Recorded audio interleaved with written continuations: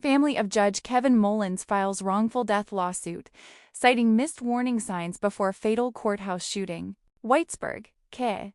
The family of District Judge Kevin Mullins, who was shot and killed inside his courthouse chambers last year, has filed a wrongful death lawsuit claiming the tragedy could have been prevented if those closest to the alleged gunman had spoken up. The lawsuit was filed in LeChair Circuit Court on September 18 by the judge's widow, Kimberly Mullins, on behalf of herself and the couple's 2 young daughters. It names former Letcher County Sheriff Sean "Mickey" Steins, who is currently charged with murder in the case, along with 3 members of the sheriff's office, Jason Eccles, LaShawna Frazier, and Christine Bowling. Claim: deputies saw warning signs but stayed silent. The family argues that these failures created the circumstances that allowed the deadly encounter to take place. Judge Mullins was shot on September 19, 2024, in the privacy of his chambers, a space where he was known to meet with attorneys, staff, and people seeking help from the court. News of the killing stunned the Eastern Kentucky community, where Mullins had served on the bench for years and was seen as a steady, compassionate figure in the county's justice system.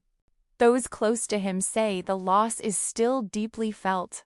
Friends remember him as a calm voice during the county's toughest moments, while community members recall his willingness to listen to anyone who walked through his door. Steins surrendered shortly after the shooting and has since been charged with murder. He has pleaded not guilty. Court filings have indicated that his defense may rely on claims of mental or emotional instability at the time of the shooting. The wrongful death suit, filed by Mullins' family, does not address the criminal case directly but focuses on whether Steins' behavior should have prompted action from those around him before the tragedy occurred.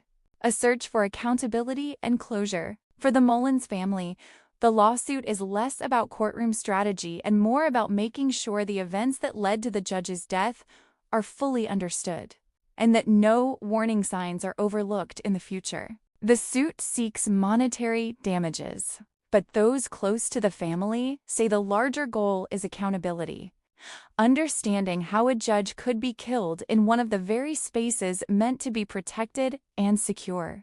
As the civil and criminal cases move forward, the community continues to honor Judge Mullins' memory, not only as a public official, but as a husband, father, and friend whose absence is felt daily.